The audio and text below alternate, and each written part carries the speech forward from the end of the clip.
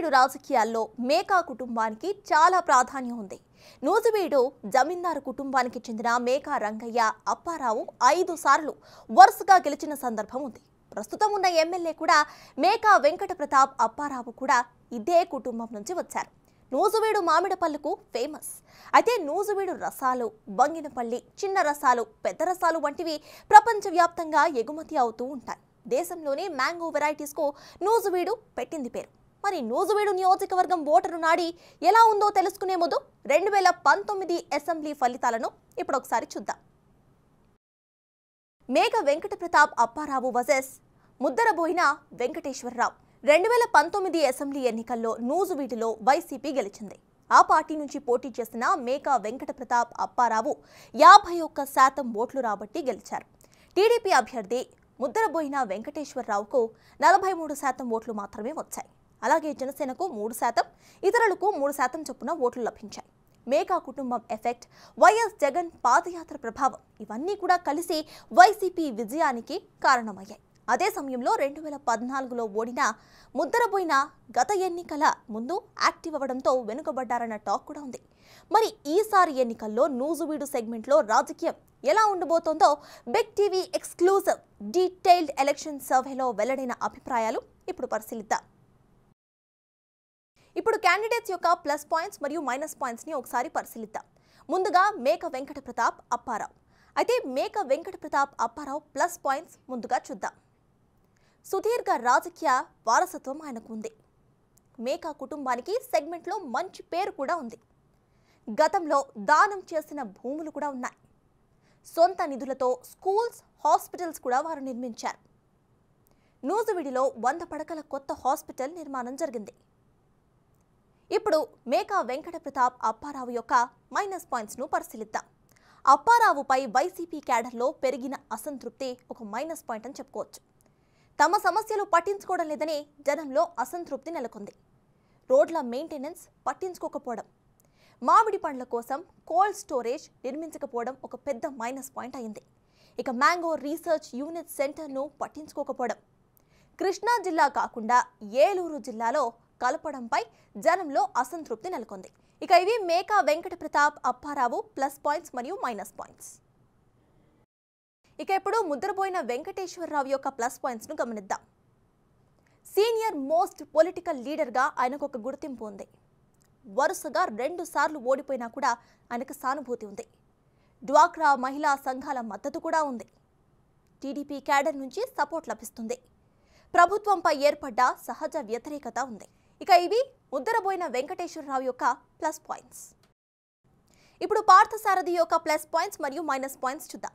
Parthasarathi plus points మొదటిగా గమనిస్తే senior నాయకుడిగా ఆయనకు జనంలో గుర్తింపు ఉంది. పార్థసారథి మైనస్ పాయింట్స్ ఇప్పుడు ఒకసారి చూద్దాం. పెనమలూరు నుంచి నూజివీడు కలిసి వస్తుందా అన్న డౌట్స్ ఉన్నాయి. ఇక వైసీపీ నుంచి ఇటీవలే టీడీపీలో ఆయన చేరారు. టీడీపీ క్యాడర్ నుంచి సపోర్ట్ అందుతుందా అన్న డౌట్లు ఉన్నాయి.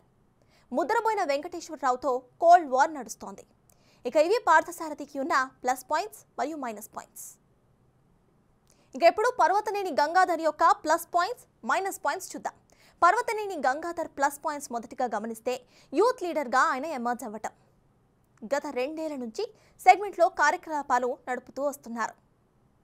నియోజకవర్గంలో రోజు రోజుకు పట్టు పెంచుకోవటం, అన్నా క్యాంటీన్ ద్వారా అనార్థులకు సహాయం చేయటం.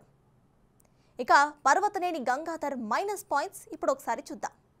రాజకీయాలకు కొత్త కావటం, పార్టీ సీనియర్స్ నుంచి సహకారం అందుతుందా అన్న అనుమానాలు కూడా వ్యక్తమవుతున్నాయి.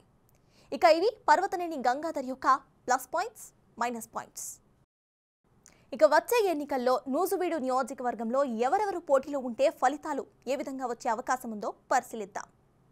ముందుగా మేకా వెంకట ప్రతాప్ అప్పారావు వర్సెస్ ముద్దరబోయిన వెంకటేశ్వరరావు చూద్దాం.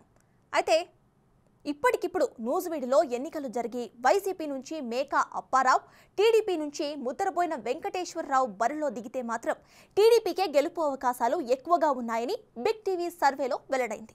వైసీపీ అభ్యర్థి మేకా అప్పారావుకు 45% ఓట్లు, టీడీపీ అభ్యర్థి వెంకటేశ్వరరావుకు 52% ఓట్లు వచ్చే ఛాన్సెస్ ఎక్కువగా కనిపిస్తున్నాయి. ఇతరులకు 3% ఓట్లు వచ్చే అవకాశాలు ఉన్నాయి. వరుసగా 2 సార్లు ఓడిపోయిన సానుభూతి నూజివీడులో వెంకటేశ్వరరావుకు కలిసి వస్తుంది. అలాగే వైసీపీ ఎమ్మెల్యే హయాంలో నూజివీడు సరైన విధంగా అభివృద్ధి చెందకపోవడం కూడా ఓటర్ మైండ్ సెట్ మారడానికి కారణంగా సర్వేలో తేలింది. సిట్టింగ్ ఎమ్మెల్యేపై పెరిగిన వ్యతిరేకత కూడా టీడీపీ ఓట్ షేర్ పెరగడానికి కారణమవుతుందని తేలింది.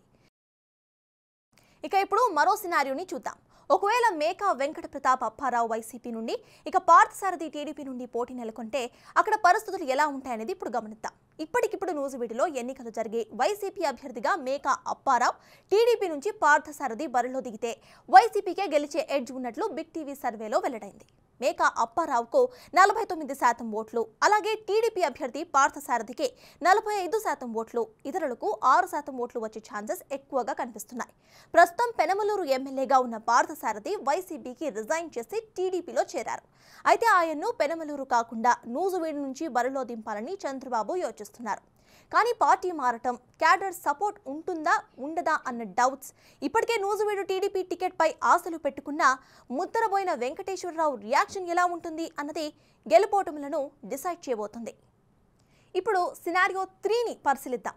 ఒకవేళ మేకా వెంకట ప్రతాప్ అప్పారావు వర్సెస్ పర్వతనేని గంగాధర్ మధ్య గనక పోటీ నెలకొంటే అక్కడ పరిస్థితులు ఎలా ఉంటాయనేది చూద్దాం.